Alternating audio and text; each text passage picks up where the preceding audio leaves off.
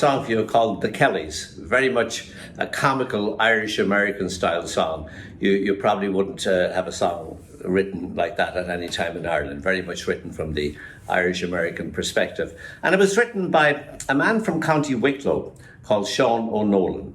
And he was born in Wicklow in, I think, 1876, and he emigrated to the Boston area in 1898. We believe that was the year. It's not exactly certain, but probably that year. He settled in Boston for a few decades and became a piper. He played with the Hannafin Brothers from County Kerry, who played with Dan Sullivan's Shamrock Band up there, a very famous orchestra in the Boston area, catering to Irish immigrants and their descendants in the Boston area. And he moved down after his wife died. He moved down to New York City in 1931. He'd visited there several times beforehand, but he made his home there. And he made his home in 76th Street and 3rd Avenue at a place that was the music store, the Irish Shamrock store, and he managed that store for the rest of his life. I first heard about him through Eileen McNulty. I visited Eileen in Hoboken, New Jersey in 1977, and she was the last surviving member of the famous McNulty family. And she told me that in the early years of their performing back in the 1930s, they beat a path to the door of the Irish Shamrock store, the Shamrock Music Store, and they learned an awful lot of songs from Shaun O'Nolan. He was a songwriter. He was a singer, he was a comedian, a raconteur, played the pipes, did a bit of everything. He reminded me a bit of Johnny Patterson, the circus clown from Fecal, who spent time in New York and wrote great songs like Bridget Donahue. But anyway, I started to sing the song myself, The Kellys. Shaun O'Nolan, he went back to Ireland with the widow of Matty Haskins, who was the owner of the Shamrock Music Store. And he took films. He was a man very much ahead of his time. And I wish I knew more about him and had known more about him, by the time I came to America in 1973. But through his songs, he lives on. Started to sing the song The Kellys with Robbie O'Connell and Jimmy Keane. And the most recent time that I sang it publicly was about 2 years ago in Philadelphia. Now, going back in years to my early time in America, I was developing an interest in Irish-American song without knowing a lot about it. And I was living in Germantown in Philadelphia. And I got a call one day from a man called O'Donnell from Chestnut Hill. It's the fancy neighbourhood. And he said, I've heard that you're interested in Irish music, and I got your name from Dennis Clark, the historian. And he said, I have a collection of sheet music and I'm retiring. He said, and I'd like to sell them. I said, I have 3,000 pieces of sheet music and I'd like you to come and look at them. And I did. And he spread them out on the floor of his house, and I never saw anything like it. They spread through the living room, they spread across the kitchen, they spread through the drawing room. They nearly spread out of the house. 3,000 pieces of sheet music that he'd collected in his lifetime. He worked in the music business. And there were sheet music of songs I hadn't really known about. Tin Pan Alley songs like Ireland Must Be Heaven, for my mother came from there, Galway Bay, the Lakes of Killarney, Arawana. The list goes on and on and on. And I knew there were these kind of nostalgic, sentimental songs that Tin Pan Alley was famous for, but I knew nothing about that at that time. But I knew that they were culturally important. I wasn't interested in sentimental songs about an idealized Ireland then. I developed an interest in it later on. But I knew they were important, but I didn't have $3,000, didn't have $300 to my name. And I called up the Library of Congress and I called up the Smithsonian Institution. I got in touch with Kenneth Goldstein, the professor of folklore at the University of Pennsylvania, my mentor. I said, would anybody buy these? And nobody seemed to have an interest. They were interested in other things. Kenny was interested in things that were pre-musical literacy. And this was sheet music that had to be read by people who knew how to play the piano and knew how to read music. So I said, I'm sorry, it's not going to work out. And then the years passed and I made a few bob. And then I had $3,000. And I called him up again and said, is that collection still for sale? He said, it sold 1 week ago.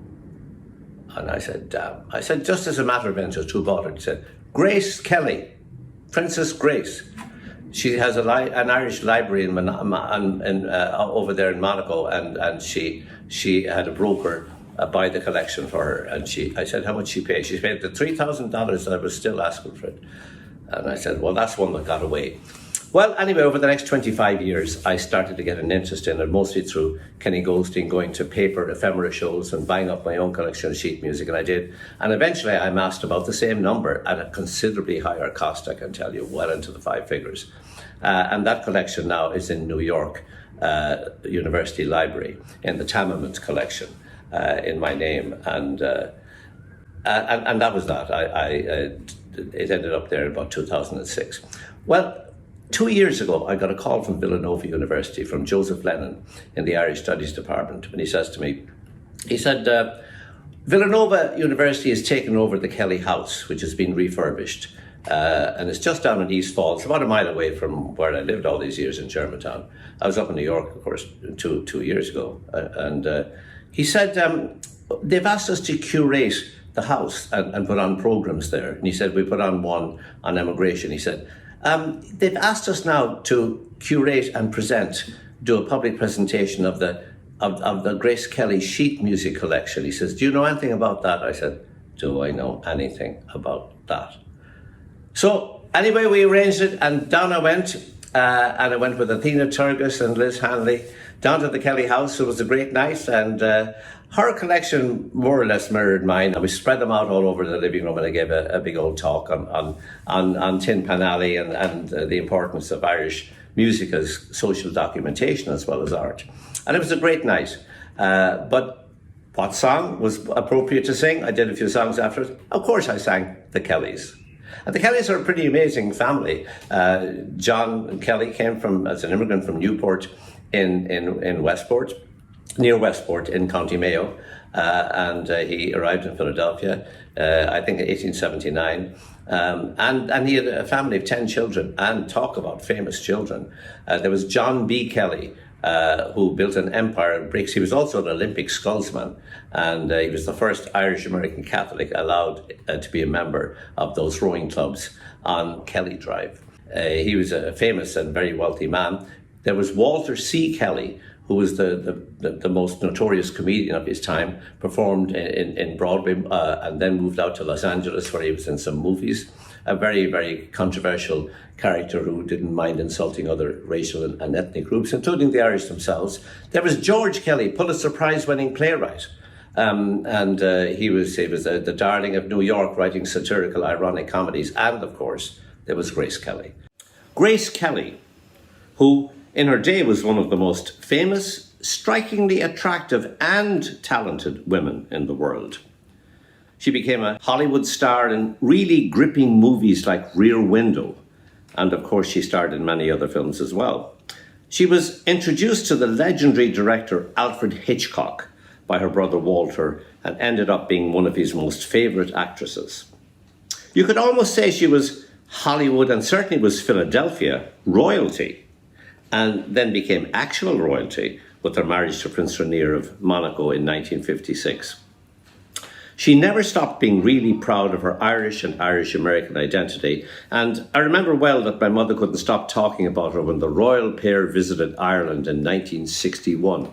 I was 16 at the time myself, and they met with President De Valera and his wife and drew enormous crowds all over the country. In fact, you could say the nation was in virtual mourning in 1982 when she died tragically in a car accident in Monaco at the age of 52, but not before she had opened up the Princess Grace Irish Library in Monaco as an enduring legacy. What an extraordinary story, with its humble origins in Newport, County Mayo, the county hardest hit by the rigours of the Great Irish Famine.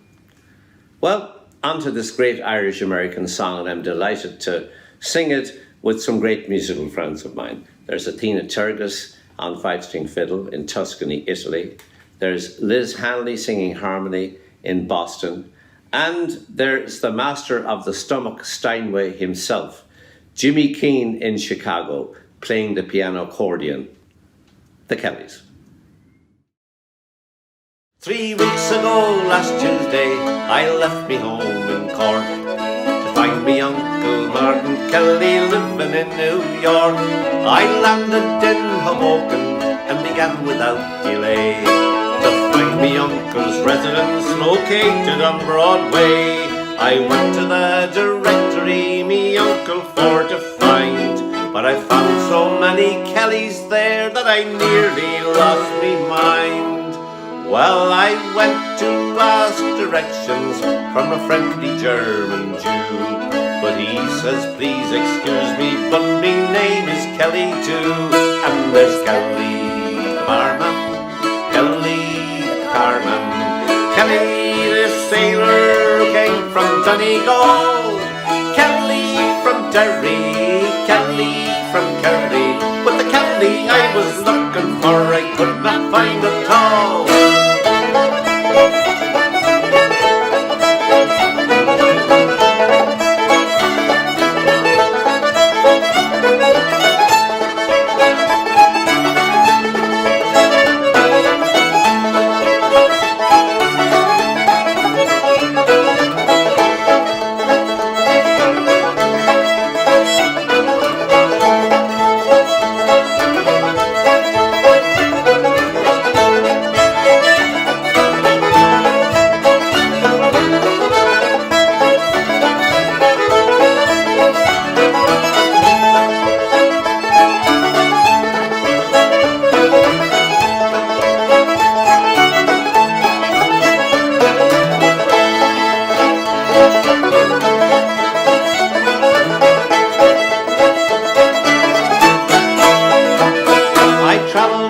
Boston, that city of great fame.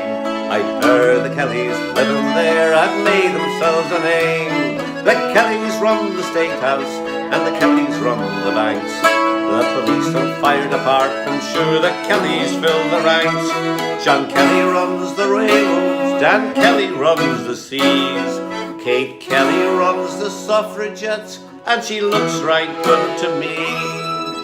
Well, I went to ask directions from a naturalized Chinese, but he says, please excuse me, but me name it is Kelly. And there's Kelly from Dublin, Kelly from Sligo, little Mickey Kelly who came from the County Clare. Sure, Kelly built the pyramids with good old Galway granite, and when Kelly discovered the North Pole, sure, he found Pat Kelly